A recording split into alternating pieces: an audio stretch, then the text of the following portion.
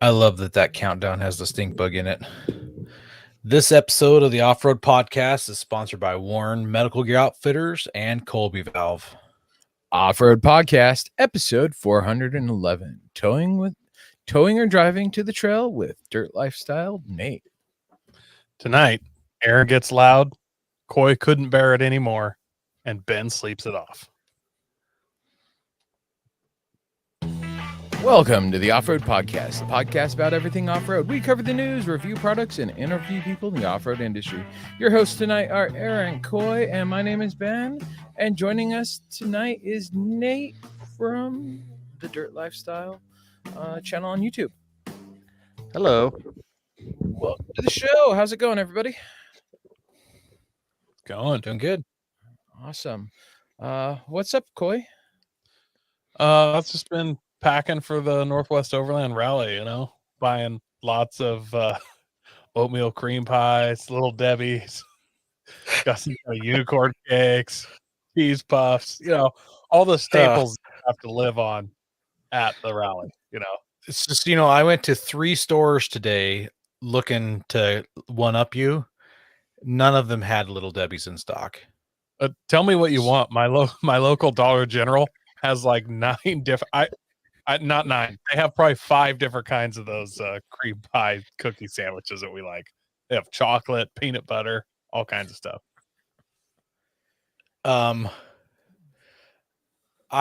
I'm looking for those double-decker ones that I've only ever found at the T&E, the corner store in the little town I live in. Those are hard They're to find. elusive. They're elusive. The Big Mac version. Yes. The Big Mac version of the Little Debbie's. Yeah. I've only ever seen them there, and I've reached out to the manager who runs the store a couple times, and they're like, the person who is in charge of refilling our store with the Little Debbie's is really inconsistent, blah blah blah. So kind of a bummer. Well, He's really I hope letting us down. You got a couple more days, so I hope you do one up me, because it's everybody wins. Everybody wins with that for sure. Yeah. Oh no, you got better cookies than me. Then I was gonna repack the bearings in my trailer. I mean, they didn't feel bad or anything, but it's a 2018 and it's 2023. I store it inside and stuff, but I thought, probably should be done. And then I got to looking at it, and it's got a Dexter axle, so it's got the Easy Lube system where you pop the cap off, stick it in the center, and just spin it and start pumping, and just catches it come out till you get clean. Yeah. Pumped it all, put new grease in. They got a tiny bit of play in them, just enough where you can feel a tick, maybe a 16th, which from what I read online, like that's acceptable, but I don't know. We'll see if I end up having to buy a new axle on the way home or not. So I watched some videos on those Easy Lube axles, and every video I watched was like, it takes a full tube. So I bought 6 tubes of axle grease because I've got my utility trailer, which is my camping trailer. And then I've also got my big old 27 foot trailer, which has 2 axles. So I needed one for each wheel. I didn't even use a half a tube in both sides on my little utility trailers. I don't know what these YouTube videos are saying. Nate's laughing. You got use close to half a tube on mine. I think it means hard to tell because I had a used, tube, and I went till it was empty on the it wasn't empty, and then I got like 3 pumps on the other side, and I put a new one in. But it kind of felt, if I had to guess, it was around half tube, maybe a touch less each side. Dude, a full tube on each bearing is ridiculous. That's so insane. Well, you gotta think it's probably only, a quarter to a half tube for your bearings, and then the other half of the tube you put in your brake drum. That's what I was gonna say. You can over grease absolutely, and it'll go go to the brakes. Theoretically, on those Easy Lube systems, I don't know if you're familiar with them, but it pumps in the inside and then you force it all out. But if your seal on your back, the back of the axle there is not good, you do just fill up your brake drum. So, but it seemed I looked in the little peephole, the bottom of the drum, and spun the tire, and I didn't see any grease in there. So Hey, I it think I'm takes good. it takes what it takes. That's the thing is Yeah. people online will tell you how much it should or wouldn't take, and I mean, from the factory, I imagine they don't fill them. You know what I mean? So there might be big air pocket in one and no air in another. So I mean, they're just going to take what they take until it starts to come out the front. Considering Coy, we're you all say guys on the internet, shouldn't all of that advice always be taken with like just the tiniest grain of it should, but when everyone has the same, like I watched 4 videos just because I just wasn't trusting, and I watched 4 different videos. They were all RV YouTubers, like guys who full-time RV. And so I'm skeptical of that crowd already because they just get paid to show off everybody else's stuff. So I was skeptical already. So that's why I watched like 4 different ones and they were all the same. So maybe they heard it somewhere and everybody has just repeated it ever since. I watched this other guy's video, and that's where I'm giving you this advice. Right? I mean, as you pump it in, you can see when you're pumping clean grease back out. So it's like You can. Yeah. Yeah. Coy, you say you can't bear it anymore in the opening. What couldn't you bear? that was just a bearing joke. Oh. Clearly not a good one since you didn't get it. That was over my head. Sorry. Anyways, Aaron, So- what about you? What about you? Other Well, than trying to finish my cookie situation. Well, I just wanted to ask one more thing here. In the comments, you wrote that you were doing some trip packing. I thought you liked to save that till 2 hours after you were supposed to leave. No, that's not me. I've been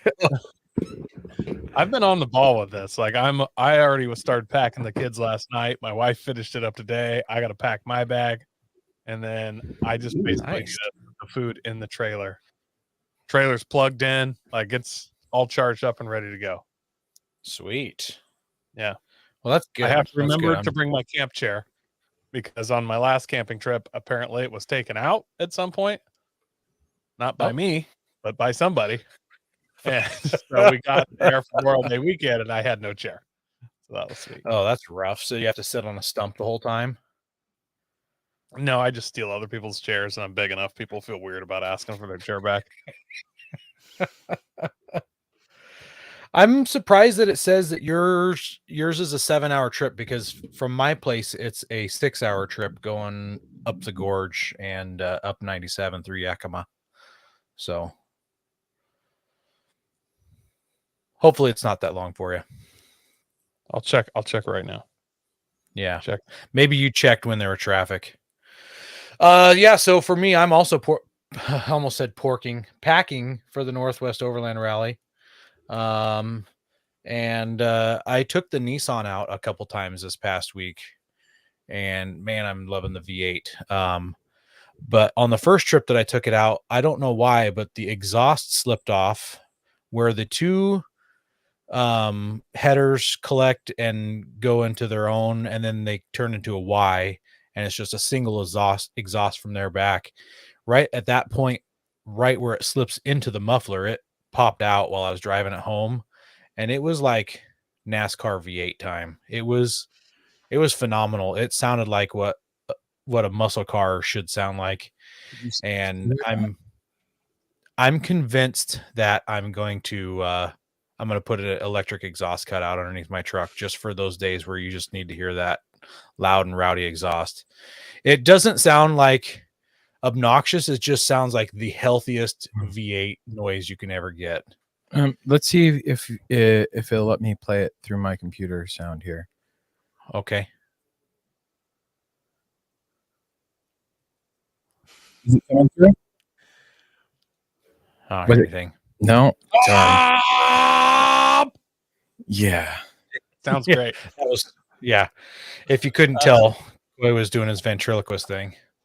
No, unfortunately, it's not coming through. I'm sorry. I tried. I'm Yeah. excited for you to put a cutout on it so that your exhaust will stop falling off the middle of it.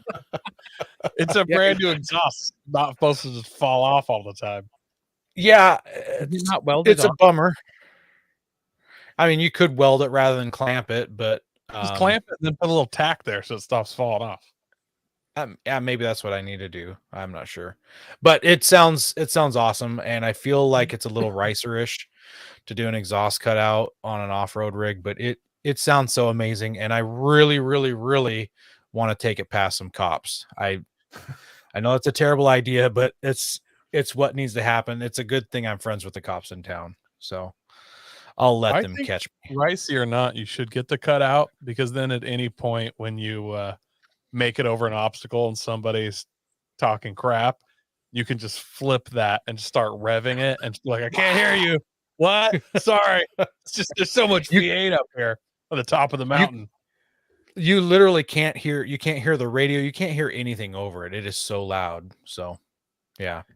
Yeah, so besides my exhaust slipping out, I finished framing the bathroom walls and the floor above the bathroom in my shop for the mezzanine, and I'm back to getting the wiring done inside of there so that I can call for an inspection. So I'm looking forward to getting that inspection done so I can start closing walls up. How about you, Ben? What have you been up to this past week? I got sick. There's some bug You going get around. So Man, you get sick a lot. my kids one of my kids got sick. He got me sick. So it was just me sleeping most of the time. But I actually did start packing for the rally. Fortunately, it's just me, no children, no wife. So I'm like, should I just sleep in the Forerunner? Should I sleep in the Peasant Palace? Should I bring the teardrop trailer?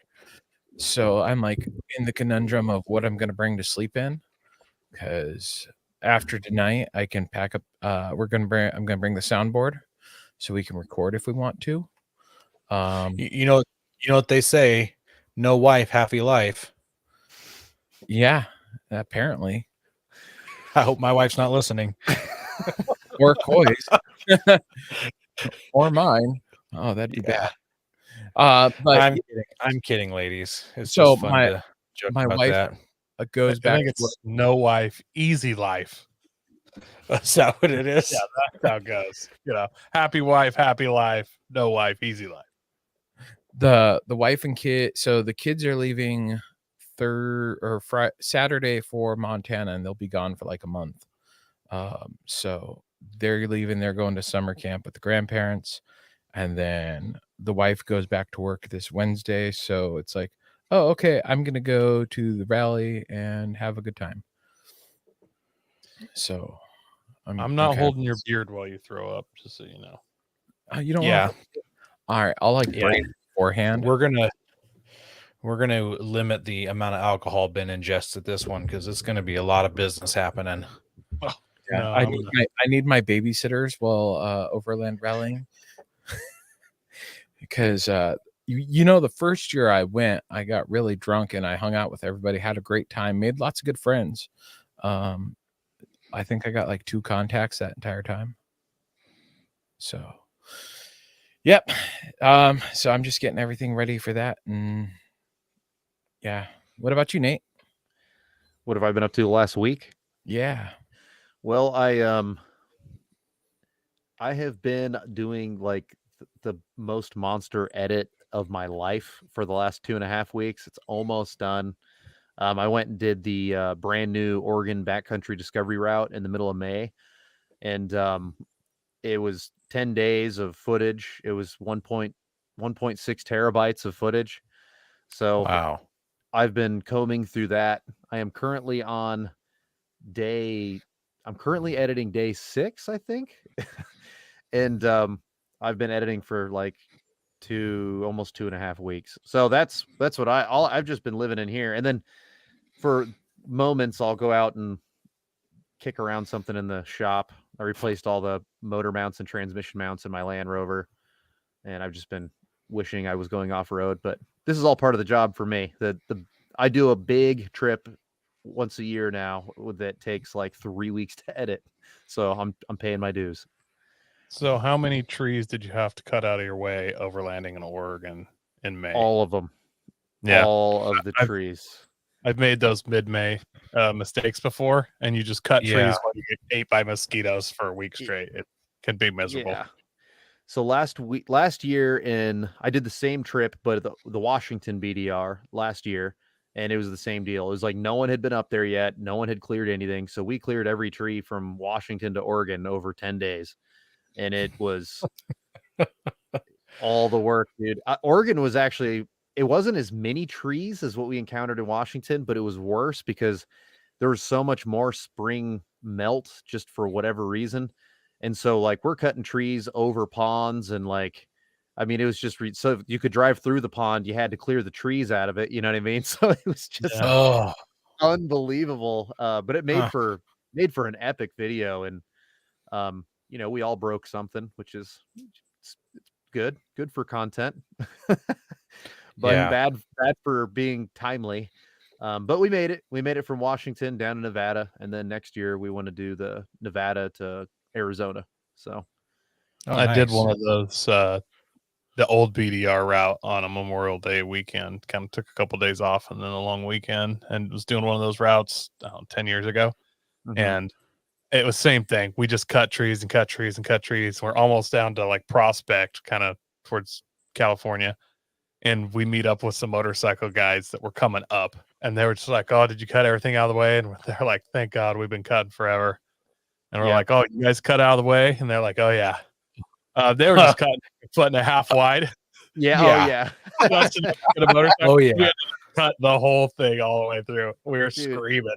Every time, man, those guys in snowmobile, like, and I don't hate Yep. snowmobilers at all. I know that usually I do. snowwheelers and snowmobile people are like at odds. I mean, we have snowmobiles, but they'll break out the saw and they'll cut it exactly the width of their sled, and I'm like, it's the same amount of cuts to go to the edges of the trail. It's so Yeah. crazy, but it's rubbing is racing, I guess. Yeah. I never got that. I would figure you'd want to cut it wide enough so that, hey, two guys can pass each other. Like, you know, why do the smallest cut possible? But no.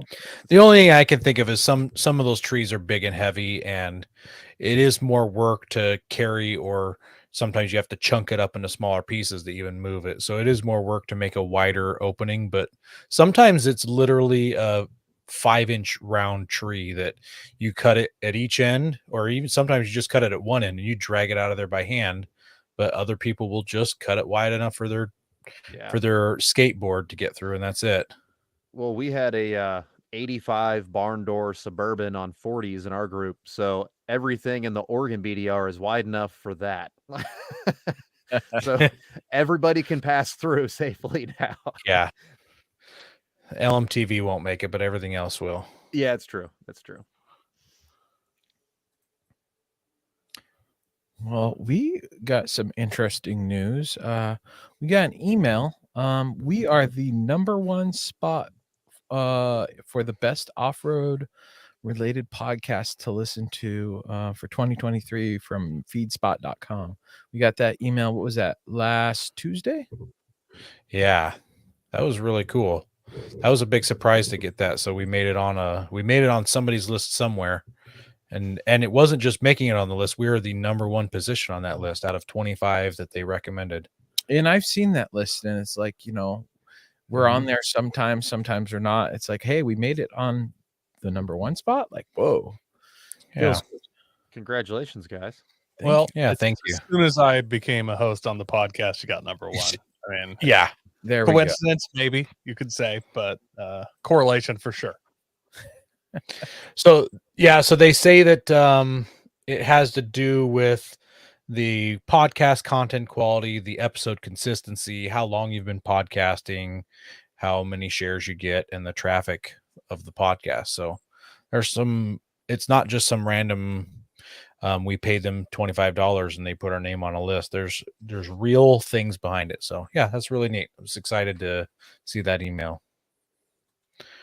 We also got some listener feedback. Thank you to you guys out there who heard our cries for some more feedback. Coy, you want to read this? We'll just read one this week. Just one. So this one's a little better than other ones we've had. We read the other week. We decided to read some of our bad reviews, which was fun. Us liberals.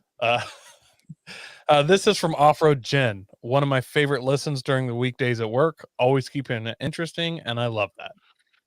So, thanks, Jen. Yeah, thank you. Was there 5 stars with that, Coy? Yeah, I believe so. I should have wrote that, but yeah.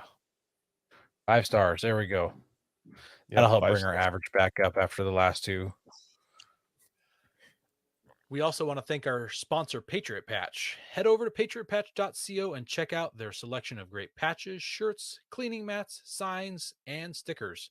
You can also join the Patch of the Month Club for $15 and receive a patch, matching sticker, and artist proof each month. Oh, yeah. Look at that, Coy. Boom. Got mine too. Did you get an extra sticker in yours? Did you get the 4 rules of gun safety sticker? I did. You weren't special. Yeah, I did. I just checked. Yeah, I feel like that's appropriate when the patch is a shot pump action shotgun that shoots fireworks and M80s. Just throw in like, gun safety as well. Yeah, that's a good idea. Yeah, yeah. Also, I wanted to give you guys one last call reminder. We will be at the Northwest Overland Rally, and we will have our patches. If Ben forgets his, I'll have mine. If I forget mine, Ben will have his. If both of us forget them, Coy doesn't have any on hand, so then we're up a creek without a paddle. So we are in my state. Worst case scenario, I get yelled at and I have to drive home. So no, worst case scenario, we just take money from you and we'll mail them to you. We won't charge you the $3 extra for shipping because we forgot them. How about that? How does that sound? We'll take on that responsibility. So, yeah, so we've got our patches and we'll have them at the Northwest Overland Rally. Oh, my mouse isn't moving. There it goes. Have tire troubles ever left you deflated? Colby Valve has got you covered. Ever have a valve stem leak? Colby Valve makes reusable and easily replaceable valve stems that don't require you to remove your tire from the wheel. They work with your off-road rig, ATV, side-by-side, commuter vehicle, or even your tractor. Never be left stranded again because of a busted valve stem. They also have a tire repair kit for those punctures that keep you away from doing your favorite thing, wheeling. Make sure to check out colbyvalve.com or ask for them at your local off-road products store. Before we jump to the news, I wanted to throw something personal out there. Coy, do you remember the hot springs that your wife touched her foot into and burned her foot? Yeah, into a croc shoe pattern. Yeah. Yes. Yeah. So, Eric is one of our listeners here. Eric, I wanted to mention, I got a phone call out of the blue today from a guy named Justin. Eric knows Justin really well. And Justin called me just to check in. Justin drove to those hot springs in a Mini Cooper. He was moving from Tacoma to, is it St. Louis? Somewhere over there. And he stopped by my farm on his way out there, and he wanted to do some backroads driving. So I directed him to that hot springs, and I told him he could drive out there. And he drove out there with a fully loaded Mini Cooper and camped there overnight. So anyways, just thought that kind of ties into the podcast there. Kansas City. Yeah, there we go. So our first story is about the new Lexus GX Overland trim. Before we talk about this, I'd like to hear everyone's thoughts. Can you pull that picture back up? I want to hear everyone's thoughts on what that thing, the side profile photo. Yeah, that one. What's everyone's thoughts on what the new Jeep Commander is kind of meh? It's the new Toyota Land Cruiser or Land Rover Defender. There we go. I heard someone call it an Isuzu Trooper. All right, I'm gonna pull up the Trooper picture. Nate, do you have any thoughts on what this what it looks like? I gotta be honest. I think that it looks like a more modern version of my LX450. I have a 97 LX450 that was even a very similar color to this. And they just don't have all the ugly cladding and all the plastic crap that they put on the Lexus LX450. But I think it looks good. So the reason I say it looks similar to the LX450, if you look at that third window between C and D pillar, that Uh-huh. little curve on the bottom of the window is extremely similar to the window on the 80 series and the LX450. And also the proportions with the hood to the body, it looks very similar to the LX450 to me. That's what my eyes are seeing. But see, and this, yeah, you could say it's boxy like the Isuzu Trooper, but again, look at that third window. Compare if you can pull Yeah, up a picture of the yeah, LX450, you're going to notice what I'm talking about. the windows are nothing alike, but it is really square. Yeah, Nah, yeah, I don't definitely. feel it looks Pull yeah, up I a don't Jeep feel it looks Commander. Defender. Pull up a Jeep Commander Yeah. pic. Trust me. Well, while we're pretty good. pulling up some pictures, I'm gonna just read some of this article here, which comes to us Wait, from Car and Driver. I gotta tell you what I hate about this. I want it to grow on me. But if you Okay. see how angular those fenders are, it looks like Yeah. somebody did a fender flare or rolled their fenders with a 2x6. Like they just stuck it in there and pried up I on it a was little going to bit. bring up the exact same thing. I'm not even I was going to bring up the same thing. Those fenders are the only spot that I think that it was an epic fail on the wheel well arches. Those arches are ridiculous. They either need to be round or flat, but not both. Hey, Yeah. Nick, Yeah. did you It say looks LX 450? bent. Yeah, Lexus LX 450. Yeah. It looks like it's gonna be hard to design a front bumper for also. I can't tell where any of the brakes are in that plastic. Yeah, you're cutting plastic for sure. A Yeah. whole bunch of it probably. I'd be curious as to where the radiator starts and ends, because it looks to me like that radiator is going to go way below the headlights. If you get it from another angle, you'll see what I'm talking about, the rear window. But yeah, that looks exactly like the one I have though. LX450. There's a better angle. It reminds me more of the 100 series Land Cruiser. Had kind of that same kind of vibe. Man, even that angle, you can't see the roll I'm talking about in No. the window. But Uh-uh. but in any case, I like it reminds me of that though. That it still does have this essence in my opinion. Other than the wheel well arches, these are like, that's just strange. It looks like concept wheel well arches. almost looks like they used a stop sign to trace it out also. Totally. Gambler 500 guys out there helping out with the design on the wheel flares, the fender We'll help flares. you design a vehicle. I do really Josh, like it though. No, yeah, don't get me wrong. I'm not bashing it, but and nowadays with so many vehicles out in the world, something's gonna touch a nerve with somebody that they copy design here or there. It's just gonna happen. So Oh yeah. For me, it's not a copy. It's just like Toyota's done pretty good, like on the new Tacoma and some other stuff, and this just feels like they didn't try as hard or something. I don't know what it just. This is a feels luxury vehicle. Luxury. They've spent lots of money. They're not going to need to recover. They'll push the helicopter button. That's what the L stands for, is luxury. yeah. Well, for me, the L stands for like. I do like the look of it. I like the grill way better than the spindle grill of the previous generation that was really giant and in your face. I don't know. I feel like it's pretty good. Anywho's, so let's talk about it. So it says the Lexus GX has leaned even harder into its off-road nature with the new Overtrail and Overtrail Plus editions. So they also have a premium and premium plus and a luxury plus edition as well. So 4 two-tone paint options that contrast a primary color against a black roof, black fender flares.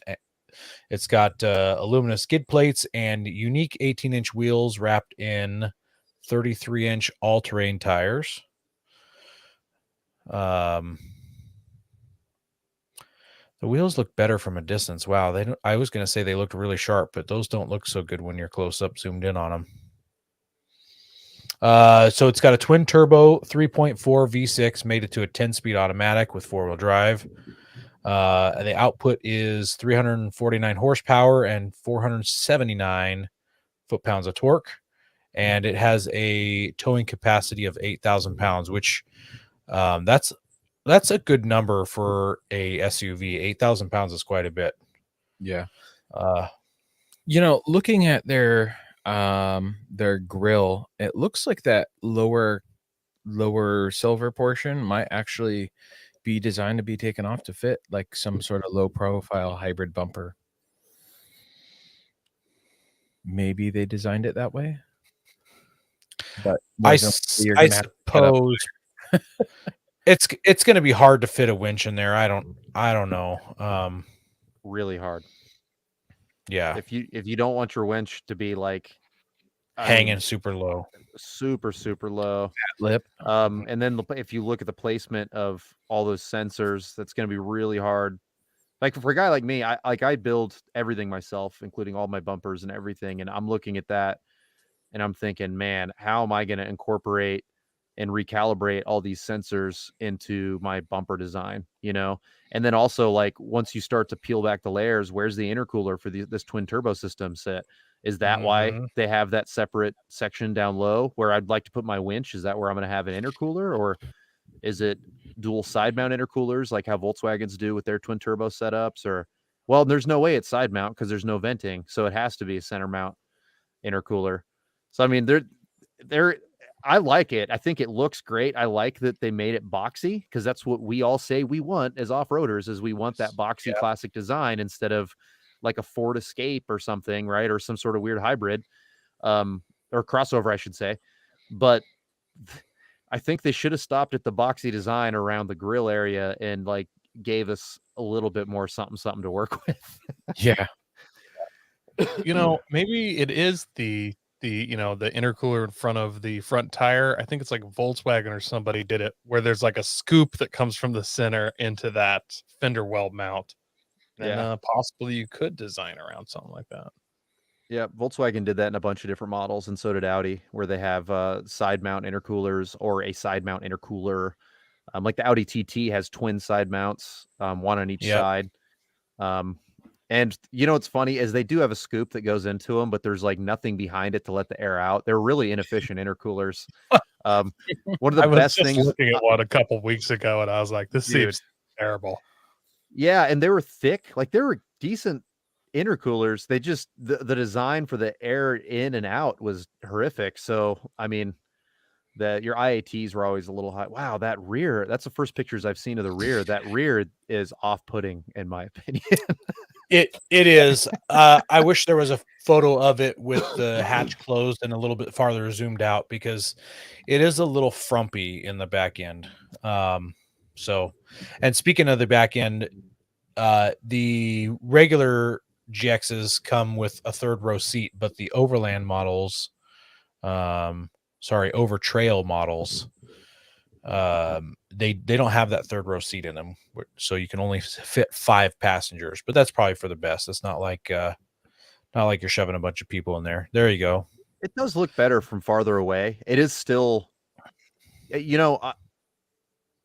get it. I was about to say, DOT requires a certain square inches for the manufacturer to sell in America of taillight. And when I first saw Yes. these tiny taillights, my first instinct was, how are they meeting this DOT requirement? But then you realize that there's a center bar that's probably all illuminated underneath the Lexus emblem. So that's probably how they're getting away to meet their basic requirement for brake light size. Well, the brakes are on in this photo, and I only see 3 in lights there. That's That true. center bar doesn't look illuminated. Well, it's there. It's just not illuminated. That's all that matters. Yeah, right. What's interesting to Yeah. me is how JDM. I love JDM car culture, and I'm a huge car nut. And when I study, there's like always like a 10-year delay of American elements in JDM cars. And the first thing I thought of when I saw this was Dodge Challenger. Like, and I've noticed a few other JDM vehicles that have that big, like really wide brake light in the back. You know how you understand what I'm saying? How like the back of the Dodge Challenger has like that really yeah. big, like one piece taillight. It looks awesome on the Challenger. But this is like the third JDM modern vehicle I've seen where they're doing something like that. I think really recently, I might have saw like a concept Supra or something where they had that incorporated. Did you guys see that? I did not.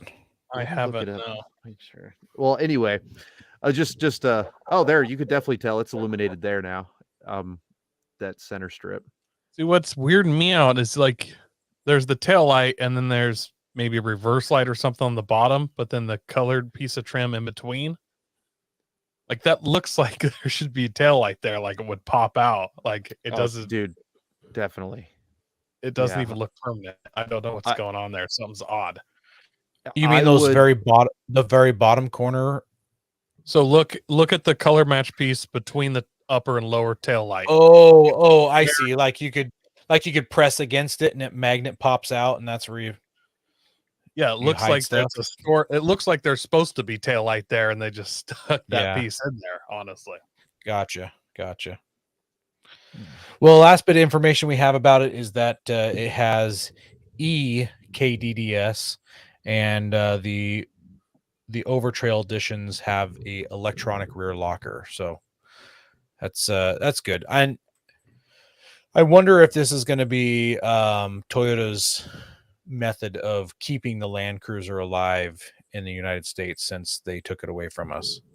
There's talks of it coming back next year, I think. So who knows? We'll see. Well, we've got a story from The Drive, and it sounds like Rivian is reversing course on tank turn. And what they mean by that is after testing it and saying it's doable, and they posted a video of it, someone mentioned how much it tears up the ground as it spins around in circles. And they're worried that that's going to be used to abuse the trails. And so the CEO called it off, hoping to tread lightly. And they claim that stuff like the trail turn assist that Bronco uses, that the Land Cruisers had before that, where it breaks the back rear tire to help you turn tighter and it drags the tire, that doesn't damage the trail as much as the tank turn would be. So there's no sign of them changing that decision in the future, and it probably cost them a good amount of money developing it to turn around and decide to not do it. So that was going to be an update that they were going to put on the R1s and the SUV version ones, which I saw one of those yesterday. It was pretty cool. I mean, doesn't this read as corporate talk for it was snapping control arms or tie rod? Yes, Like yes, 100%. They were like, oh, That's tread lightly. yeah. Like they don't care. Like honestly, and how many Rivians are just out there on the Rubicon doing tank turns and just totally tearing up the trail? Like, what are they trying to say? Like, it's clearly that has to be incredibly hard on the vehicle. It's not a tracked vehicle. It's a long wheelbase. It was definitely shortening the lifespan of some component, and they're like, yeah, no. And you look at the picture here, you can see where it tore up the ground. But I mean, Sure. that's obviously a field, and I don't know. I don't get it. It's gonna it will tear up the ground a little bit, and I'm all for like preserving trails and stuff, but you got to look at this realistically. Like, how many of us have gone wheeling with a guy that'll do like a burnout and just to hear his V8 and just be flinging mud all over his butt? You know, like we've all seen. Aaron. That's what I was just gonna I say. feel attacked. I feel he's cl- attacked. He's clutching his pearls over there. 700 horsepower of I never. instantaneous power. If somebody wants to, they're just going to full lock and just put it to the wood and do the exact same thing with twice as much. Like, so How about for every Rivian sold that could theoretically tear up the trail, they donate a certain amount of money that goes to cleaning up trash? I think that's a bigger problem than someone dragging a tire. because you know what I mean? Like, if you're looking at actual like output of positive change, I just feel like there's better ways of going about it, and just leave the cool feature for the two people that are going to use it. Exactly. you say two people, but See it being useful on the trail. yeah, but how many Rivians are like? I mean, we've had examples of them going on the trail, obviously, but they're not trail rigs. No. And with second that daddy lets 17-year-old son drive this thing and he goes to the mall, he's going to put that in tank mode, pull up sideways and just turn 90 degrees like on asphalt, and it's just going to all kinds of components. Like there's just I was blown away when they said they were going to do this, because I couldn't believe that it would work on an OEM vehicle. I think it's super cool, but I think that you're how many Rivian buyers are wheelers?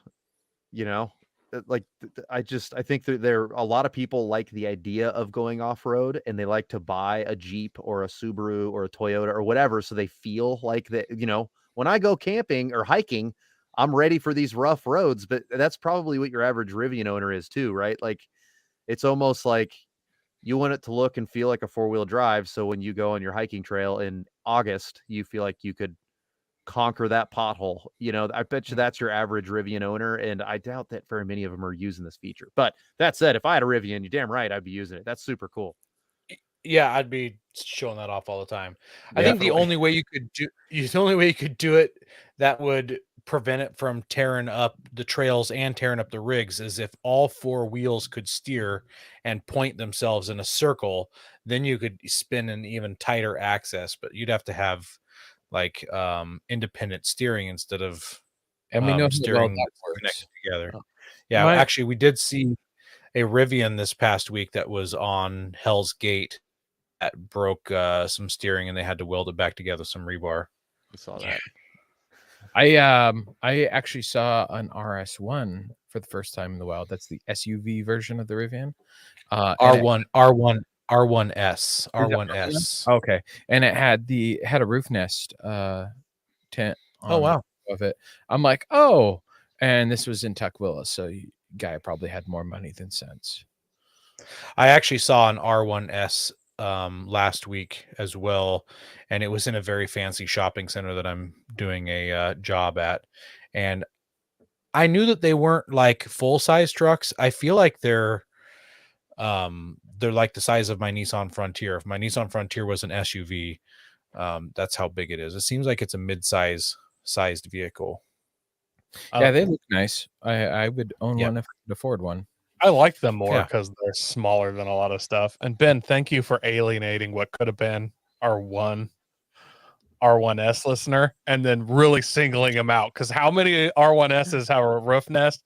So I hope this guy swings on you at the Overland Rally and was like, I was a fan. If he's there and I see him, props to him for being there. But until I see him on the trail, it's, all I saw him was literally at a mall. I mean, so he's legit mall crawling.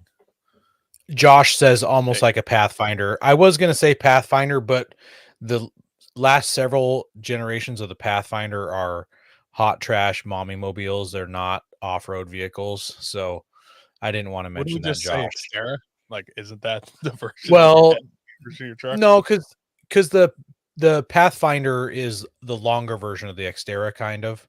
Yeah. Same chassis. So I made mention in some group when they shared the picture of the Lexus GX that I thought that you could swap that badge out for a Nissan badge, and that would totally be a sweet Nissan Pathfinder. I feel like that could be the body and shape of a Pathfinder.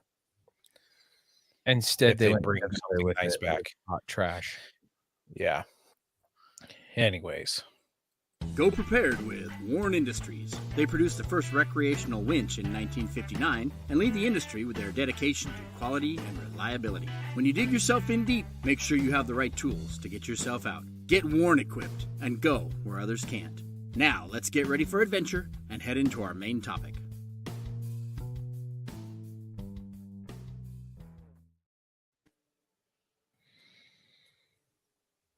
Well, we had Nate on the podcast back in the fall of 2021. The world was a different place then.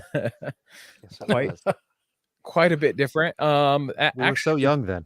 Weren't we? I mean, my beard was a little shorter, a little less gray. And it was Coy looked a lot like Jeremy. Yes, Coy had a lot more hair, looked a little younger. Had an engineering degree that I don't have anymore. Yeah. that I don't have anymore. Yeah. Had a Jeep. And that was episode 323 to be exact, if you want to go back and listen to that. But today we're going to be talking about towing or driving to the trail. And the three of us, none of us own tow rigs. And we're like, What? Hold up. What do you mean none of us? Oh, I You're guess the only one you are the only one, Ben, that doesn't own a tow rig. I have a diesel Ford F-250 and a 22-foot trailer. Okay. All right. You don't have trail toys that you haul to the trail. How's that sound? I generally don't because I don't need to. But I mean, that's what I bought the giant trailer for. It's to get tow to Moab instead of drive there. But speak for me, Ben. Go ahead. Okay. But yeah, and I didn't tow my Nissan all the way to Moab 2 years ago. Regardless, to Colorado and back. All right. Regardless, we wanted someone with a lot more experience for this knowledge, and so we reached out to Nate. Yeah, and we hadn't had him on in a while, so I figured it'd be a good time after we thoroughly decide what is the better method to give him a chance to also catch back up with us and tell us what he's been up to and stuff like that. So let's start it off here at the top, though, with driving to the trail, which apparently all of us have experience with, except for Nate, because he's the only one with a tow vehicle. So I'll kick it off here. Is that when you drive to the trail, you don't have an expensive tow vehicle, and maybe it's not expensive, but it is an expense. So it costs you money to have a tow vehicle, and you don't flat tow your rig. So you have to have a trailer to put your off-road vehicle onto. So those are a couple expenses, and they aren't cheap. I would guess that the cheapest trailer you could find to put a medium-sized off-road rig onto, I bet you couldn't get anything for under $2,000 right now. Used. Very used. Correct. Yeah. Yeah, I've bought lots of used trailers and lots of new trailers, and you don't save that much with the used because they always need a wiring harness, they always need brakes, they always need tires.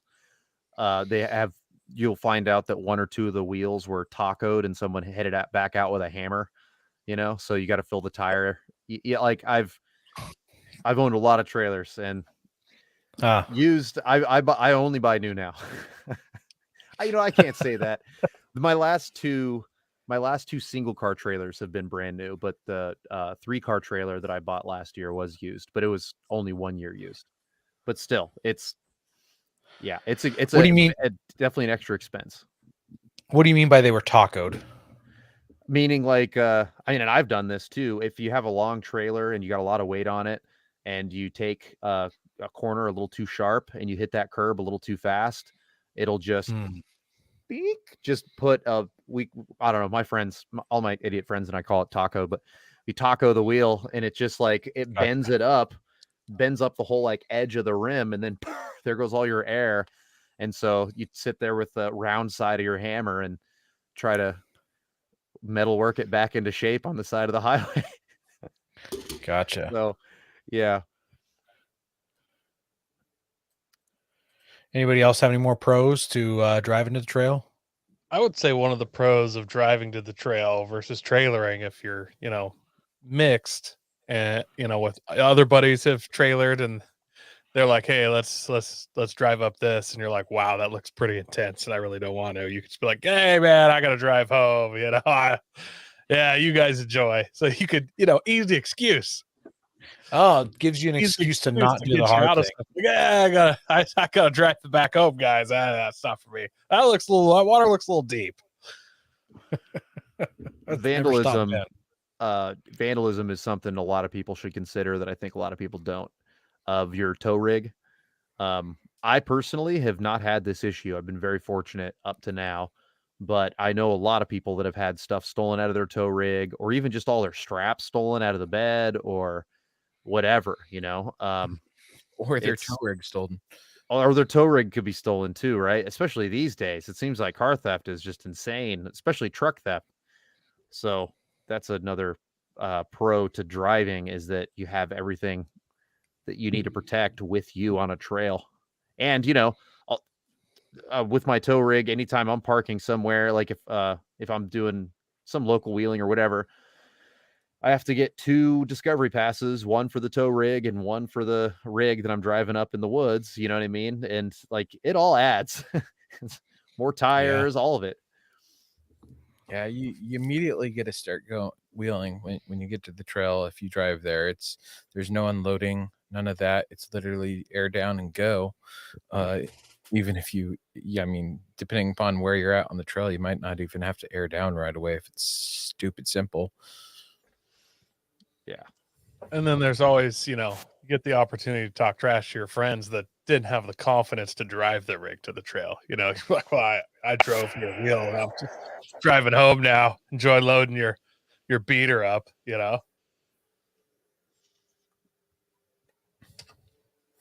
Let's see.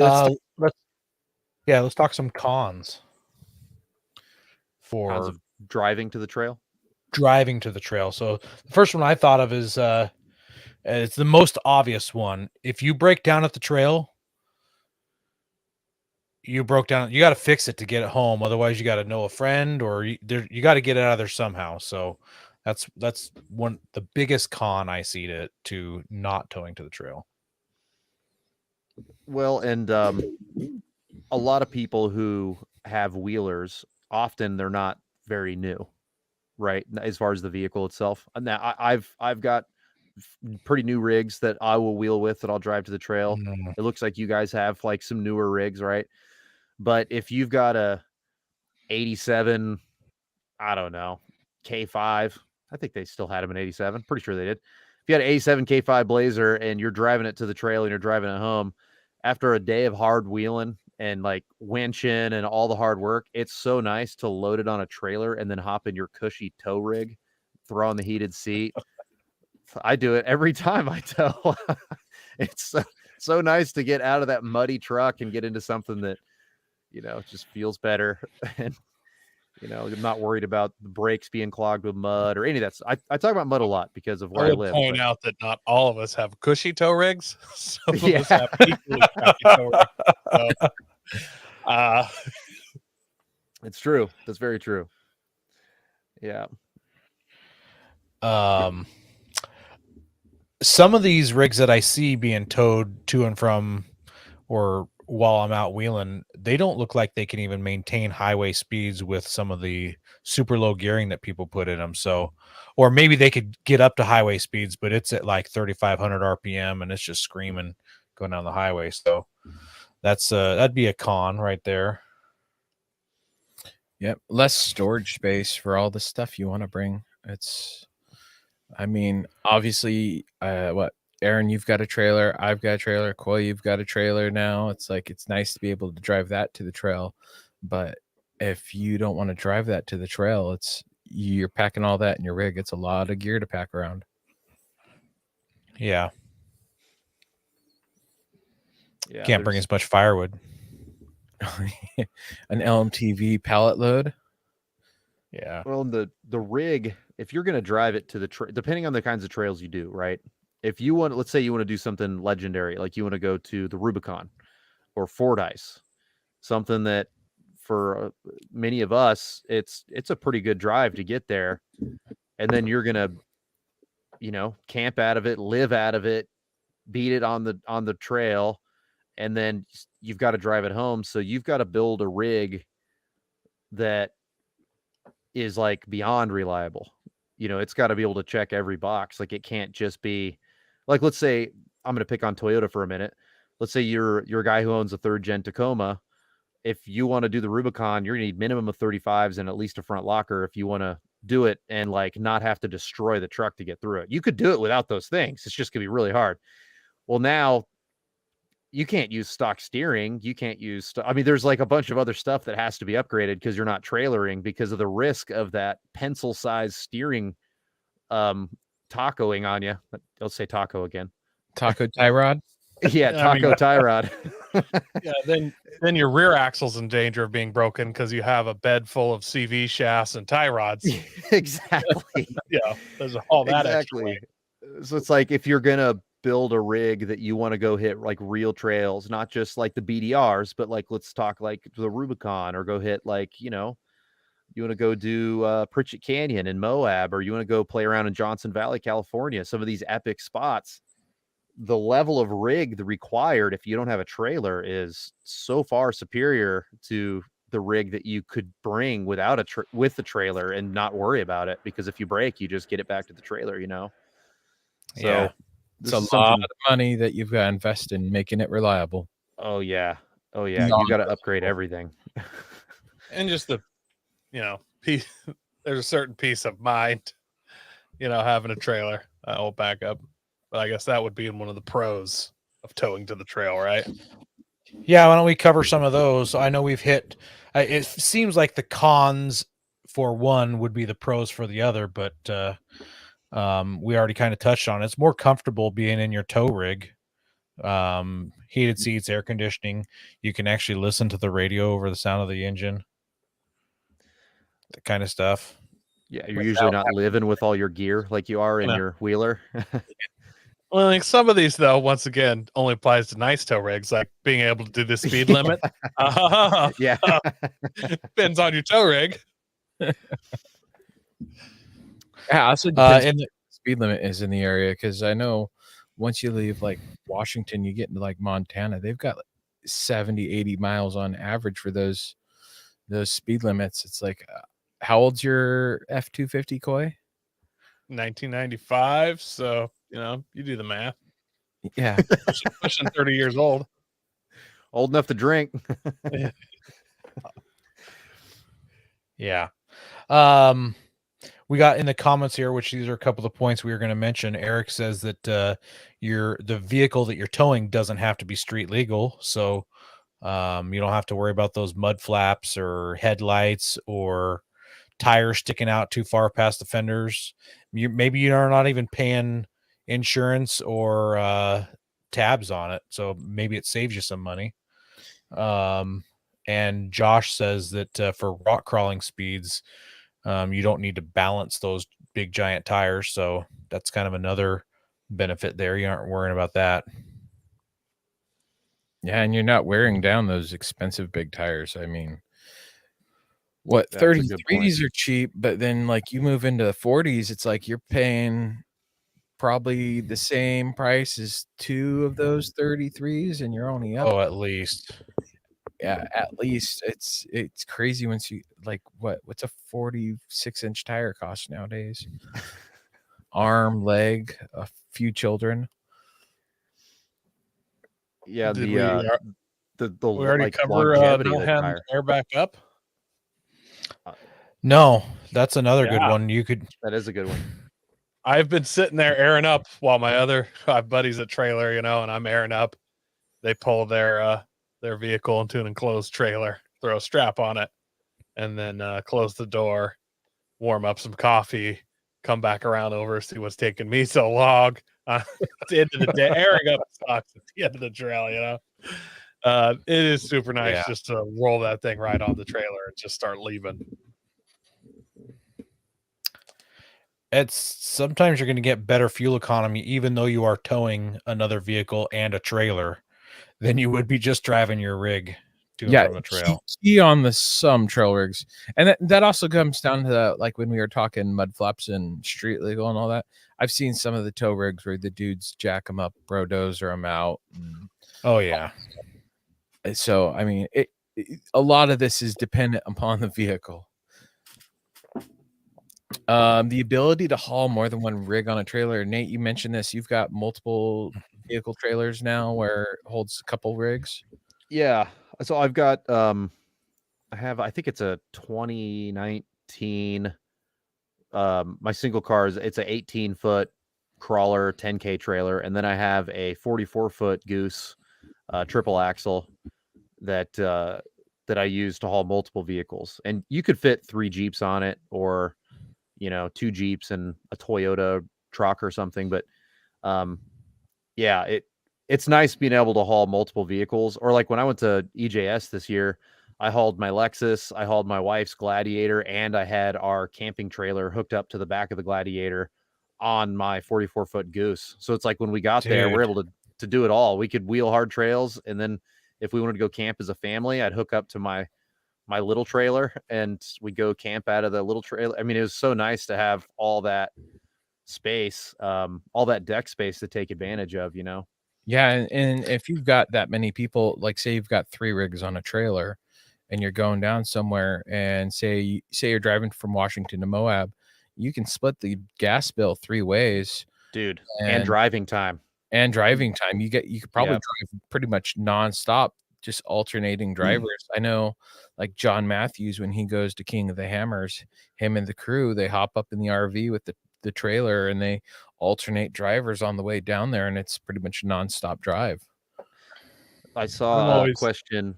Oh, sorry. Go ahead. I was gonna say I see those 40-foot goosenecks with 3 Toyotas on them or something every once in a while. I'm always like, man, just for like a boys trip where you're not bringing the family, just you all pile into a crew cab, load your Dude, it's stuff so up on a fun. Yeah. trailer, just It's so fun. hammer straight to Moab or Sand Hollow, and then back. Like, I'm always a little jealous and wonder if I should have done something like that, because like you said, being able to just haul straight there, take driving shifts, obviously just the camaraderie of all being in the cab together, having a good time, and on the way back and stuff. But you can take what a family trip, stop in and gas and just food. I mean, it's 2 days to get there, whereas you get there just 15 hours flat, and then wheel 3 days and then turn around 15 hours back. Like you can take a Friday and a Monday, Tuesday off and have a pretty decent wheeling trip if you can do something like could. that. Definitely. I see the question from Josh Staggs. Nate, what do you tow with? So I've been towing, well, I've had a bunch of different tow rigs, but the last like 8 years or 9 years, I've had a 2006 Mega Cab 6-speed dually, and it took me a couple years to find it. It's such a rare combo, but I've owned enough Dodges to know not to get one with an auto. The newer ones are better, but the older ones, it's just not worth it. And I like manuals. So I found a 6-speed manual dually Mega Cab, and I love that truck. I just sold it like 2 months ago because I've got 300. It was, what is it?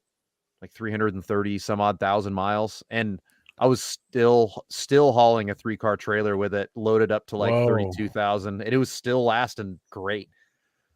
Tons of power. I mean, it was a great truck. I'm very sad to see it go, but I wanted to get something more heavy duty, so I bought a Chevy 5500 4x4 Kodiak.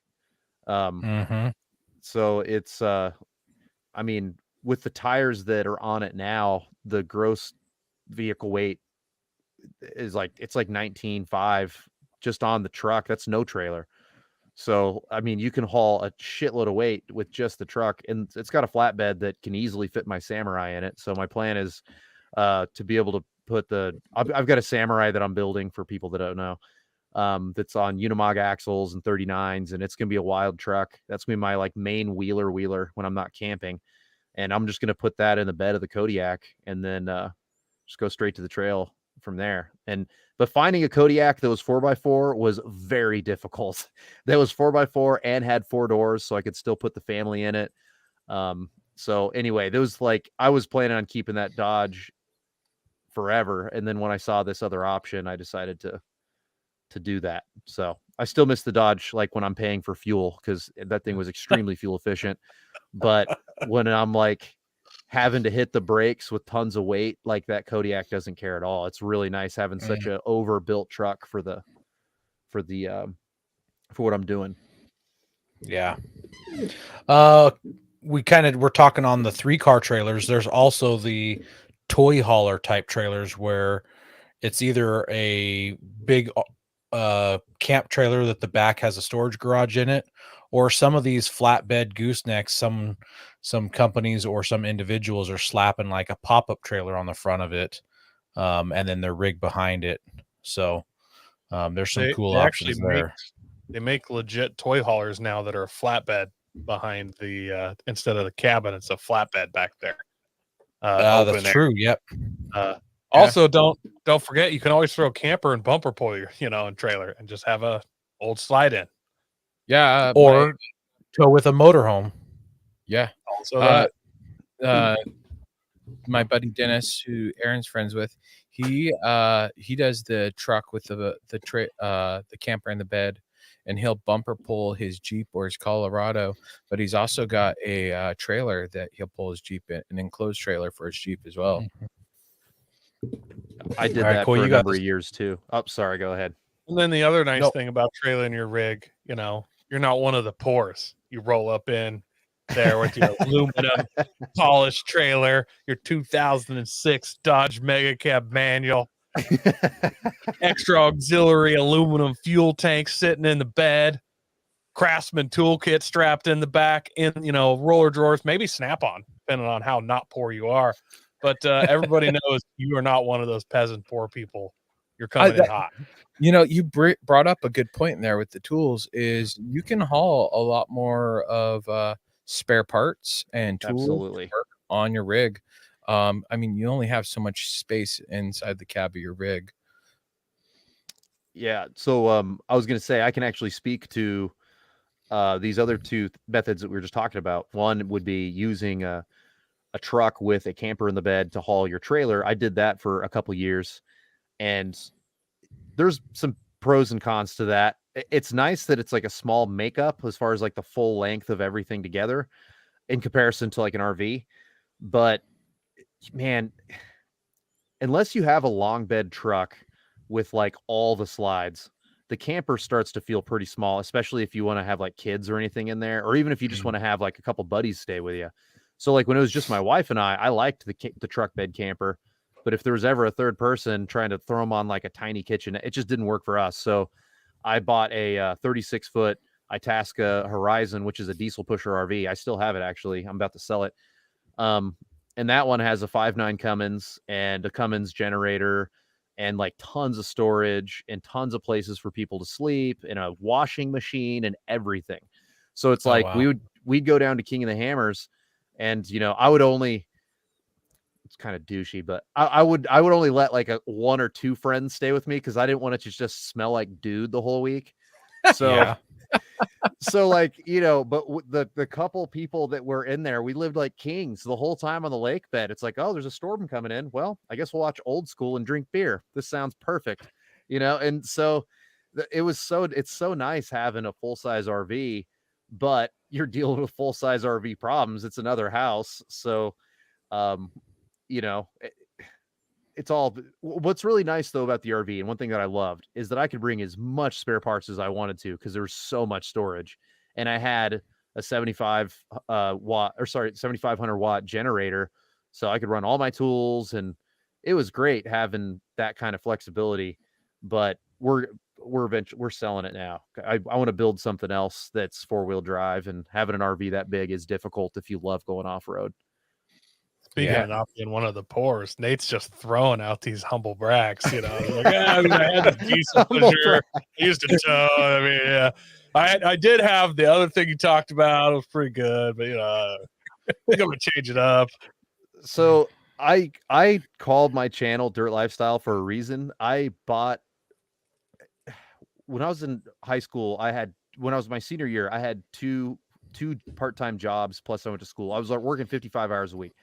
And whenever I graduated, I wanted something that I could go camping with and go like rock climbing and stuff. So I bought my first 4x4, and right away it took over my entire life. And so I call it Dirt Lifestyle because like once I got my first 4x4 when I was 19, every penny that I made from then until now at 38 all went towards, well, I need bigger tires. Well, I need a tow truck. Well, it just ballooned into what it is now. So I'm not like balling out of control. It's just 20 years of every penny I made to like pursue this route or that route, to where I'm now. I've got a shop full of tools, and all that is related back to what I call the dirt lifestyle, which is where it's like I just completely consume my life.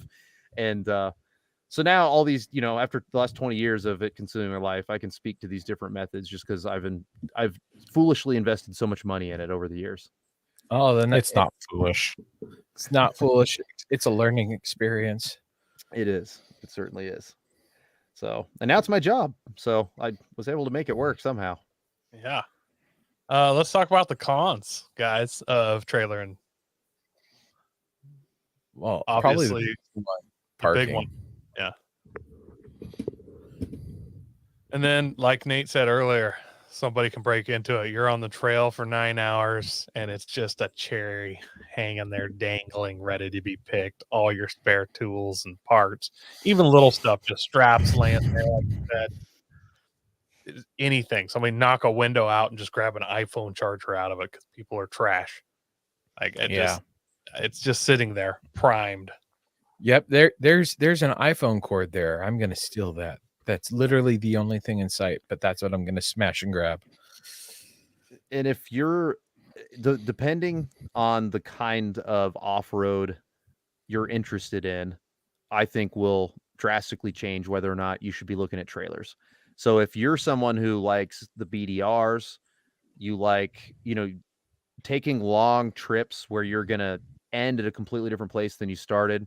I mean, obviously trailer's not for you because now you're gonna have to circle back and get it, right? So if you're a meathead like me and you want to go climb the biggest rock and break your junk every weekend, having a trailer is awesome. But if you're the kind of person that likes to camp and see things and just have that long adventure, like what I just did in Oregon, being able building a vehicle, like all the money that you could save on a truck and trailer could be invested into the vehicle. So let's say you have a Gladiator that you love to go off road with. Instead of buying a truck and trailer, you could easily buy a set of 1-ton axles and make it to where now it's indestructible on 40s. Now, you know what I mean? Like you could invest it into the vehicle and then you could do that kind of trip where you can go end at a completely different state than you started and have a great time with your buddies and never worry about the truck and trailer. So it's like you just got to figure out what kinds of things you're into, and then you can like kind of decide what's going to work. Me, I'm into all of it, so I have to own all of it. I like building rigs that I could drive to the Rubicon and party the whole time, but I also like having a truck and trailer, so when I break down another state, I can call a buddy to come get me. Yeah. So, yeah. You're gonna have wear and tear on that tow vehicle. It's more things that you have to maintain also. Yeah, Coy just talked about doing. I know it's not a flatbed trailer, but he just talked about doing the wheel bearings on his camp trailer, and I just got done the wheel bearings on my camp trailer. Stuff's got to get done, otherwise now it breaks down on you when you're on the freeway. It's like almost every spring fishing season kicks off, and you're driving down the freeway, and there's a boat trailer with a wheel blown off on the side of the freeway every 20 miles because someone neglected their maintenance. So you got to stay on top of that stuff. and I would like to, one last thing that is huge cons to think about with tow rigs is if you do not maintain your tow rig and your trailer, that trip that you were planning on for like 4 months and you're saving for, and you got leave off of work. If one of your buddies, this has happened to me a couple times, one of your buddies' tow rig breaking down another state will ruin the trip for everybody. Oh, Because yeah. now all your time and resources is trying to figure out how to get your buddy unscrewed. And I've had this happen a couple of times. Or, I mean, I rented a 2-car trailer before I had my own 3-car, and one of the wheels came off on the highway, and like I learned a valuable lesson. Just because I rented it doesn't mean someone else they checked all the lug nuts, because I drove it 200 miles and then a wheel comes off. Like, excuse me. So this kind of dovetails into what you're just saying with like the extra maintenance and all the other stuff to think about. The transmission goes out in your tow rig and you're 2 states away. It's going to destroy your trip. You're not going to have any fun at all. And it's going to cost you a boatload of money. So those are cons, definitely. huge cons. Yeah. Huge cons, dude. Huge cons. Then obviously, And then you got to store that trailer. Yeah. Not all of us have acreage and the room to store it, and you're trying to slide it beside your house. If you're in town, you have it parked out on the curb. Next thing you know, the city puts a little sticker on it. You got to move it every couple of days, try and Yeah. keep it. See chalk Yeah, marks on the tires. And then you you just got one more vehicle that you're also trying to store. If your tow vehicle is not like a daily, like mine, I use my tow rig once a week, every 2 weeks, just to haul stuff. But we don't drive it around for fun. Like, it's not a daily. So that's just that much more storage, more insurance, all that. Definitely got to take into account being, having space for all of it, and like having two camping trailers, the truck bed trailer, 3 different rigs. Yeah, it's like your space slowly dwindles away, and then you're like, okay, where do I park this? And then you've got a truck project and this project. Yeah, it's definitely need all the space you can have. Going and parking. Like we mentioned parking, but going to a spot and getting your people blocking you in your parking spot and turning that big trailer around and getting it out of that parking spot if you're stuck, or if you camp in it overnight, like say an RV, you might get booted because they said, oh, you can't camp here anymore. With like Walmarts, they said like no overnights now. I've been seeing videos of truckers getting like the window boots on them now, like a giant suction cup over the window. Oh, really? Really? Wow. Yeah. Wow. And Turns out you just turn the defrost on high and get it hot. You just pop right off. I've heard that. Travis mentions in the comments, he says one of those crazy Canadian YouTube guys just released a video of massive breakdowns while driving in Arizona Sean. and Idaho. Yeah, it was. That's my So homie. he says trailering his rig would have saved a lot of hassle and time. So he blew up his drive shaft, which took out his transfer case, and then later on he blew his transmission up. Yeah, in Idaho, coming home, he blew up his transmission too. Sean's a friend of mine. I was when he was in Arizona, I was calling all my.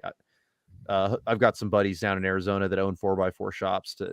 He ended up getting taken care of, but yeah, with a trailer, I mean, especially if you're doing the kind of mods that Sean is doing, you're not going to have factory reliability if you're going to do a V8 swap. Like that's what he's got, a 600 horsepower V8 in his Gladiator with all the supporting stuff. And I don't know if any of you guys have ever done like quarter mile.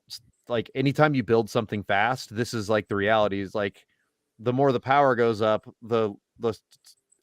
it like if you had some sort of a graph, it's like the power goes up and then the reliability and like the longevity goes down quite a bit. Mhm. Whereas like if he would have stuck with the stock Gladiator stuff, I imagine he wouldn't be having those issues. You'd have that factory reliability, right? Same thing with like a Toyota. You have that factory Toyota reliability. Then you start to swap all the other V8 stuff. Not picking on you, Aaron, at all with the V8. I dig that. Oh I no, think that's cool. oh But you know what I'm saying? Like you start to Yep. trade off that reliability depending I on know how it. you mod the rig. I think it's the old fast, cheap, reliable pick 2. Yeah, exactly. Exactly. Fast anything or reliable anything, Yeah. pick 2.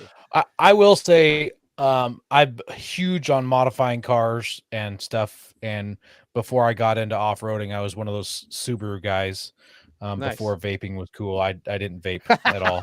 I just had a Subaru without vaping. So maybe I wasn't really a Subaru guys, but I modified the crap out of that engine. I had so much stuff done, internals and every bolt on and all that stuff. And I learned from how unreliable that engine was. I never touched the engine on my Nissan. I didn't even put a quote unquote cold air intake in it. I don't even think I didn't even put a panel filter in it. So I did not touch the engine on my Nissan. And the V8 swap that I did on my Nissan is from a Nissan Titan, and it's all factory. So it's besides headers and no cats, it's all factory. So that's not well, and it's going to be like a reasonable amount of horsepower factory, right? Like Sean's is factory, but it's factory 600 horsepower factory, which is different than factory 300 horsepower. You know what I mean? Yeah. Yep. All right. So if you don't have a trailer in your breakdown, there's one more option, and that's AAA. Rick's AAA. Yes. Or a friend's AAA. Exactly. And with AAA, it's going to cost you a monthly amount. As far as I know, you have to get your rig to a paved road. They won't go down unpaved roads. I can speak from experience. most truck drivers will not go onto the gravel. I was very fortunate that we were on just right off the paved road. I drove all the way there. Fortunately, it was a bit bent spindle, not broken ball joint like we thought it was. But I drove to a paved road, grooved up my tire a little bit. But then the next thing is you gotta wait, and you're on someone else's time. We put in that call, I want to say at 11 o'clock at night, maybe it was midnight, and he didn't come till 9 o'clock the next morning. Yeah. I've heard a lot of stories about huge wait times with AAA for getting stuff towed. So, And they only tow you so far. So and depending upon how far they'll tow you, it might depend upon like, so you might be as the bird flies from my house to the what's that trail, the Natchez Trail, but he can't drive through 410. You need a special commercial license for that to drive through that national park. So he's got to take the long way around Highway 12, which means they're going to charge you extra for that. And Man. that's a lot of money. Yep. I canceled AAA because twice on I-90 I needed it and they didn't come. So Yeah. once was in Washington, my buddy Robbie's XJ, kind of jumping on what Josh said. It's a Jeep thing, LOL. My buddy Robbie's Cherokee had an issue on the highway, and I was like, well, I got AAA. So I called AAA, and we waited. Someone's on their way. They're going to be right out. And then eventually we got the call. No one's available to come to, the pass. So I'm like, I'm on I-90. Like, I'm in a very well-traveled place. Like, the fact that no one was coming to get us was crazy. So Yeah. good thing for Robbie. This is 10 years ago when I had a 2-car gooseneck back then. I went to, I can't remember where I stopped, but I dropped my other buddy's truck off of my trailer and then went and got Robbie. And then the second time I was in Montana, almost to Missoula on I-90, and I had a inner tire blow up on my diesel pusher RV, and it took out it took out an airbag line. And so the whole rear end dropped. And so I just pulled off, and I was like, well, we're in a house. I'm going to pull over, sleep, call AAA, and they'll take care of it. We paid extra through AAA so that they would tow the RV and a trailer if we ever. And I'm like, perfect. This is what we pay for. They never came. I had to crawl underneath there and fix it. I cut the lines, and I was able to get the airbags to work so I could limp it to a town.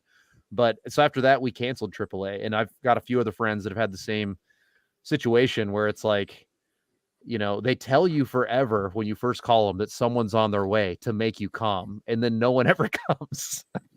Yeah, that's We're awful. coming to save you, not. It's like, just be honest with me up front so I can start making a game plan immediately. I know. Yeah, You're wasting people's time. They are 2 hours out. Okay, well, I'm just gonna stay up till 3 o'clock in the morning. Okay, now I'm tired of waiting, and that's what happened to me. Is I'm literally just off of the Natchez Trail, and I just like, oh, okay, I'm gonna stay up. I've stayed up. Okay, my kid needs to get some sleep, so I put him to sleep, and now I'm gonna try and sleep. And because I'm not gonna fully set up for bed, because they might show up at any minute, I'm going to sleep very uncomfortably instead of just laying down and being really comfortable. Yeah. Well, I only have one real story of towing to and from the trail, and that was what kind of Coy mentioned at the beginning of the episode.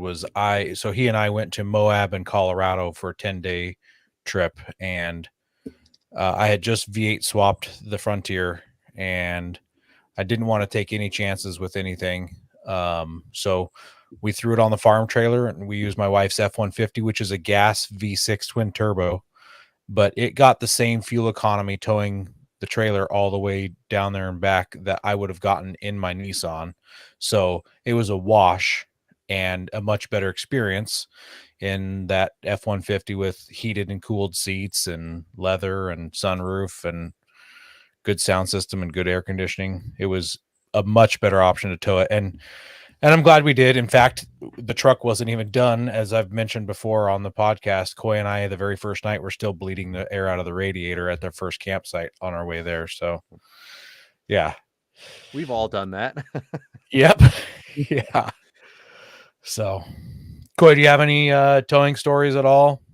I have all kinds of towing stories, but they're not cool off-road ones. They're just Okay. equipment, trucks, and Yeah. all that stuff. But I'm Hard kind to- of a fan of towing in a lot of ways. Like anytime you're going multi-state, like at least somebody, that was when Aaron towed, it was like his truck was kind of not really ready to just go on that long of a trip, and I was like, it was still street legal though, so like if I had a catastrophic break, I could just jump in his truck and drive. We could load, like we Yeah. knew we could at least get one broken vehicle back.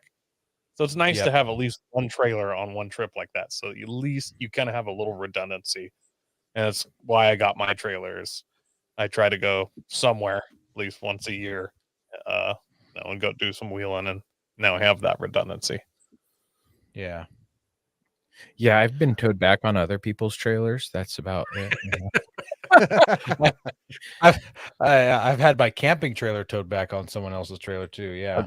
I'm going to be honest. I would prefer if somebody else brought a trailer and that was an option for me. Like that's better. It's much cheaper and more convenient. The storage is great. Fuel is better. Insurance, like everything about it's better if somebody else has a trailer. It's like somebody else's boat. I'm that guy. Yeah, I'm there just is somebody else for all my friends. He raised his hand. We're in now. He raised his hand. He said yes. Yeah. We got it I- on film. Well, it was like when I broke down on top of Greenwater on whatever the pass is for the 70 road going all the way over, and I broke down at the top and couldn't make it back over because I lost the CV axle and all that.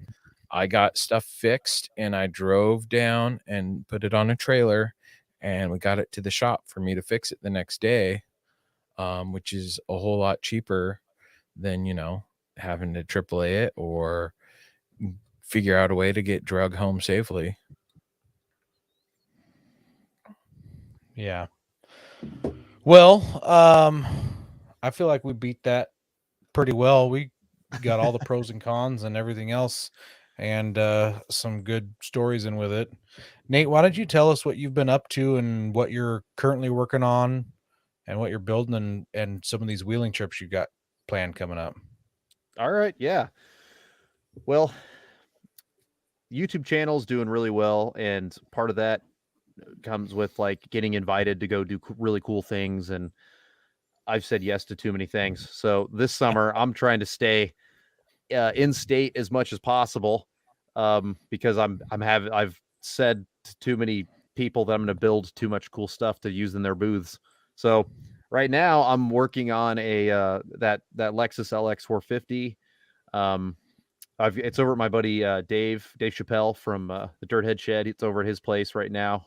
We're in a team on this Onyx Off-Road Challenge, and so I got the 39s and everything on there and did the paint work. Brought it over to him in Spokane. He's doing the cage and the sliders, and then I'm gonna go pick it up and I'm gonna finish everything up. Yeah, there it is. So yeah, it's on some used KM3 39s that I grooved. I built, the bumper and all that stuff, but it's this is my big project right now. And then in July, I'm going to meet up with the other YouTubers that are a part of this Onyx Off-Road Challenge in Colorado. Well, we're going to meet up in Moab, and then we're going to go do our own like mini ultimate adventure in Colorado. And then whoever wins the votes for this contest, whichever team gets to go on ultimate adventure with their rig. So if people listening like Land Cruisers and they want to see us, me and Dave, take it on ultimate adventure, then you could go to onyxmaps.com and you can vote for us, and you can vote once a day. So we're losing right now, so we could use your help. But Oh yeah, we'll send us a link for that, and we'll post it in our groups. oh, that'd be great. Yeah. So after I'm done with that build, I'm going back on my Samurai because it's going to be my first SEMA build. So there's a TV show called Extreme 4x4, and it was like my favorite show. I loved watching it. And then after I became a YouTuber and the channel grew a little bit. I started to become friends with Ian, the host of that show. And on that show, he knew, because him and I know each other really well now. We're really good friends. He knew that my favorite build he ever did was this little diesel samurai that him and Jesse Combs started. And then, so when so he sold it to his buddy like 10 years ago. And he said that you can have it, I'll sell it to you, but the only condition is if you ever go to resell it, you have to talk to me first.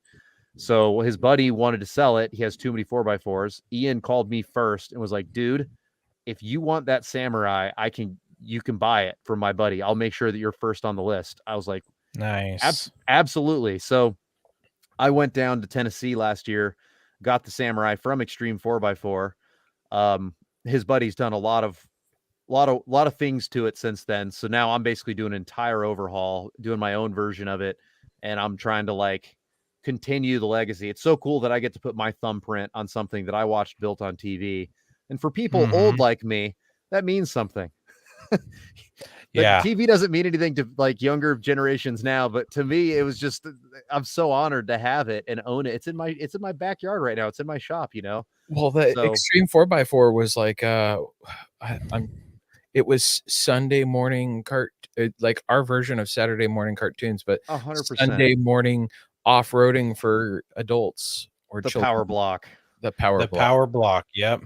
Yeah. So and- we've had Ian on a couple times, and I can't remember who mentioned. I think we talked about that diesel swapped samurai.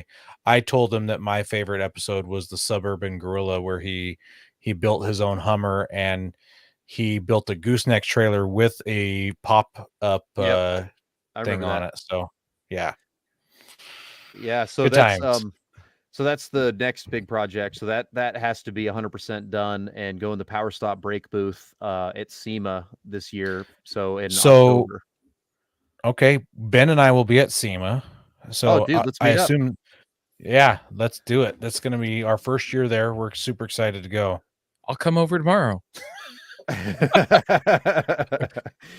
Yeah, dude, I can't wait. SEMA this year is going to be huge for me because that's like, I'm not just obsessed with wheeling, but I'm obsessed with building. And so like a lifetime goal of me, I had 2 lifetime goals for as far as the automotive space. I wanted a vehicle and a magazine, which that happened. Of course, it was when magazines meant nothing basically, but I got a vehicle and a magazine. Sure.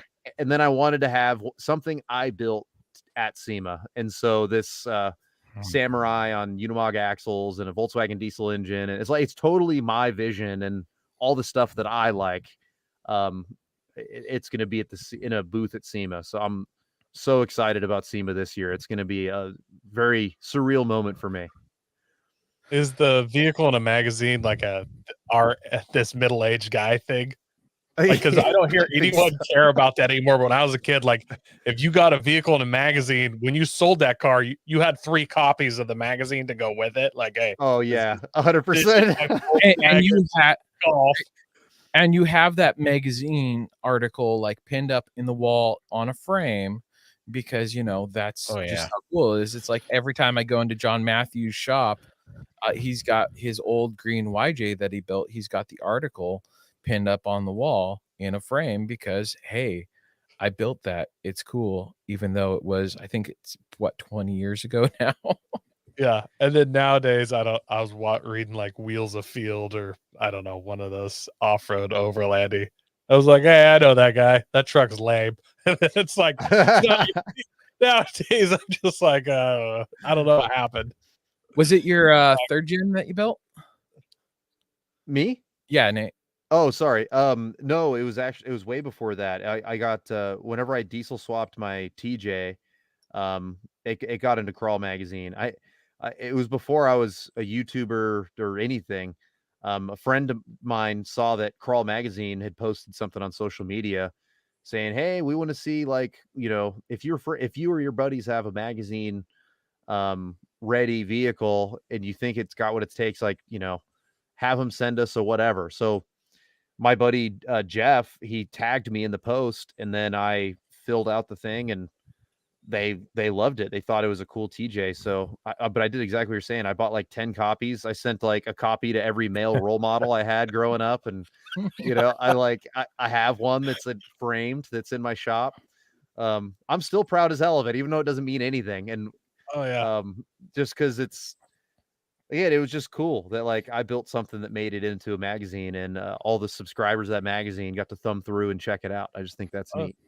There was definitely a time where that was like that you've arrived, like you're a builder. Yeah. Like it Oh, meant yeah. a lot. I don't know. I But then don't know. I still think it's also, as cool. I've gotten older, not trying to rain on all your braids, Nate. This is mean of me. SEMA, I thought was a little bigger, and then I think the internet ruined me with the Bluetooth drive shafts and like the guys that go through and take pictures of all the welds, and then like they just have like SEMA welds for 2022, and I thought this was an incredible build, and then they start getting close up on it and ruined it. So Yeah. that what you just said, the fear of that completely changed my build, like the depth that I Ooh. was gonna go, because at first I was gonna build. I was like, I wasn't gonna slap the Samurai together, but I was gonna make it trail ready. It was gonna be an awesome Samurai on Unimogs for a trail. But once my sponsor Power Stop Brake was like, we want to use it in a booth at SEMA, I was like, oh, well, now I've got to take it all the way down to frame, because I've got to make sure that any other shoddy work that people had on this thing before me, or someone repairing it in the field or any of that kind of crap, has to be gone, because I don't want to have my vehicle end up on a list of worst builds of SEMA, or pictures of like shoddy stuff. So, So are you gonna have a video of you like grinding out a weld? Be like, sorry, Ian, that's a trash weld. I would never do that. Ian is not only my hero, but my friend. Yeah. And but remember, his buddy made a ton of changes to this thing over a decade. Mhm. And I'm not at all poo-pooing his work or anything like that.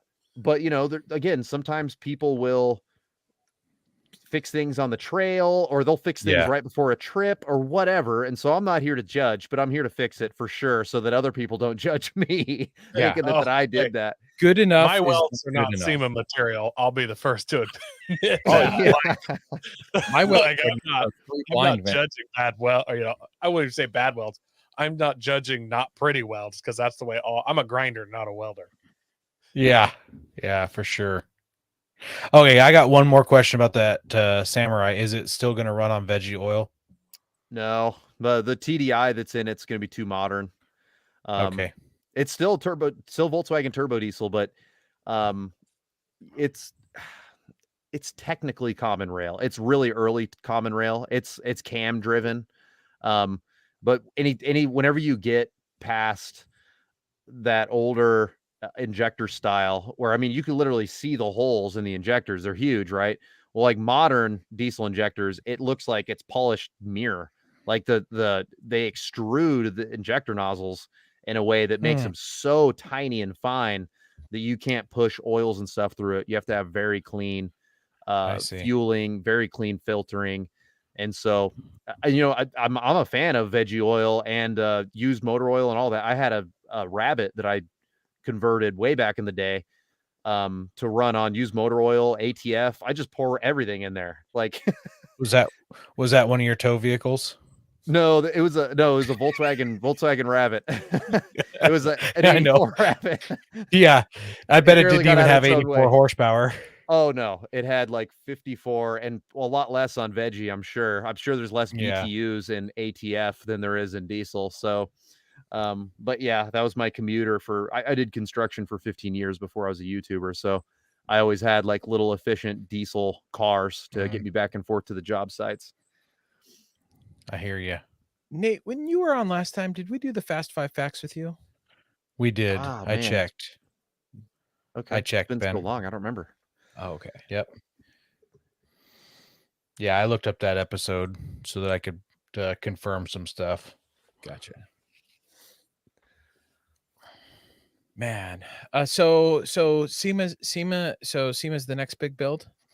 Yep, and then once SEMA's over, I'm going to get back to my TJ, which is what the internet's been asking for forever.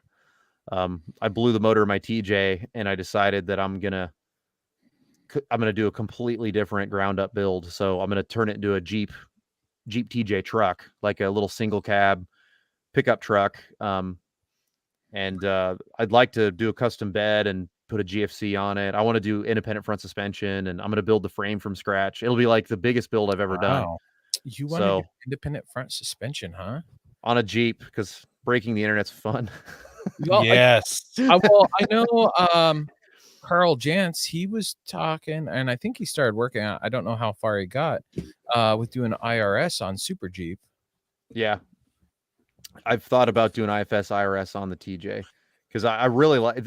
Here's the biggest thing holding me up on all that. I'm a huge believer in IFS. I know the internet hates IFS, but dude, good IFS is like you can't replace it. The IFS system that's on my Tacoma is so good. The factory one was garbage, but the like aftermarket long travel with like coilovers, and if you put the money into it with a really good high quality rack, I mean, it is unreal, the handling off road at speed. It's so good.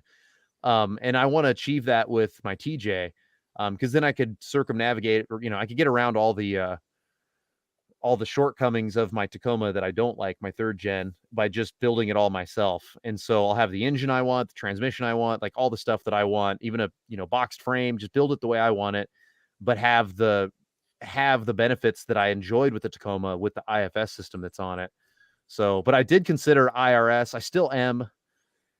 Dude, the cost is by far the biggest deciding factor. I mean, I've got pretty good connections with RCV, and they were going to hook me up for shafts, but it was still going to be like 10 grand and 4 shafts if I want to do IFS IRS.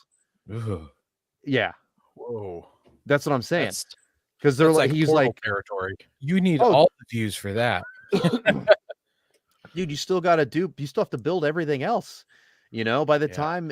So it's like, I'd be looking at $30K to do IFS IRS, maybe even a little bit more than that by the time you add it all up. I mean, it's so expensive, but it would be so rad. I mean, it would be so soft, and I'm going to lengthen the wheelbase quite a bit. I want to be like 120-inch wheelbase or so. I feel like that's like a really nice, happy medium between long and short. And anyway, I have huge dreams for that TJ, and I'm going to build a high horsepower TDI diesel for it. So it's going to be a really one of a kind build. Dropping the IFS IRS out of some of the military stuff. So I have looked into retrofitting IFS IRS stuff out of other vehicles. The biggest concern that I have is like the durability under like really hard wheeling, because like I'm going to have 39 stickies. I'm going to be taking it to some of the hardest trails in America. And like it's not that I think that it can't handle it. It's just, I would need to do more research. There was some, I think, Carl Jantz was talking about, I don't remember what military, it was some like larger military vehicle that had IFS IRS Really? and was like all-wheel steer, unbolted in a unit almost. Well, I mean, depending on the system, I mean, like, I don't know how much faith I would put in like a Hummer IFS IRS. No, it was something much bigger. Yeah, so if it's bigger, then that's something that would interest me. But then you also have the complication of like, well, you're stuck with whatever gears it comes with, right? And I don't know. There's a lot of different ways to go with it. I'm 99% sure I'm going to be doing IFS on the Jeep though, because I love the way the Tacoma handles, and I would like to replicate that with my dream truck, which is going to be the TJ. So that'll be like basically all of next year, and whatever else sponsors swindle me into building. But yeah, so that's what I'm up to over the next like 2 years. It's like building all these vehicles. Yeah. Don't stop, can't stop, right? Yeah. Well, right on, man. I appreciate you coming on. Might see you this weekend, right? You said you might make it out to Overland Rally. Yeah, if I get far enough on this monster edit I'm doing right now, then it's possible. So we'll see how the rest of the week goes. But I would love to go because I've never been to one of the rallies. So it'd be cool to meet up with you guys down there. This one's a good one because it's like friends and family kind of a rally. It's not some big big event where you don't know anybody there. It's pretty cool. It's nice, tight knit. You can bring Dave with you. Dave, I don't think Dave's much of an overland kind of guy. They built that that push me pull you overland Land Rover that one time.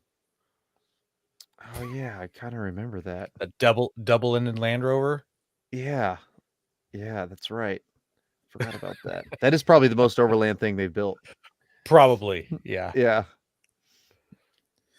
Well, next week, or actually, where can our listeners find you, Nate? You can just Google search Dirt Lifestyle, or just any search engine. If you type in, we've made sure that we come up on searches. So if you search for us on YouTube or Instagram, I'm at Dirt Lifestyle Nate on all my social. But if you just type in Dirt Lifestyle, we should come up pretty much anywhere. Are you on the TikTok? I am not. I was, and then I decided not to be. Yeah. So I'm not. I prefer long form content especially for what I do, like with teaching and sharing adventures. I feel like I want people to get lost in a story, So I stick to the long form. There you go. Nice. Well, next week, if you haven't guessed it, we'll be recapping the Northwest Overland Rally. Yeah. Thanks everyone for listening to us every week, tuning in. Still have some stragglers out there listening to us live right now, even though we ran really late, but that's okay. We don't mind running late. A lot of other shows are like, oh, we're nearing the hour mark. We got to shut it down. We just keep talking till the talking's done. We don't care. We appreciate you guys, especially those who are watching us live. Make sure you're sharing us with your friends, helping us grow, and send in those reviews. Come see us at the Northwest Overland Rally this week, and God bless America. Don't forget to visit Patriot Patch and join the Patch of the Month Club. Check out our Gaia affiliate link for up to 40% off. Also, don't forget to head over to Warren Medical Gear Outfitters and Colby Valve to see all their great gear. We're a proud part of the Firearms Radio Network. Got a comment or question? Send it to us through our webpage at firearmsradio.net or through our social media channels by searching for Off-Road Podcast. Also, you can listen to us live at overlandradio.com Mondays at 7 p.m. Pacific.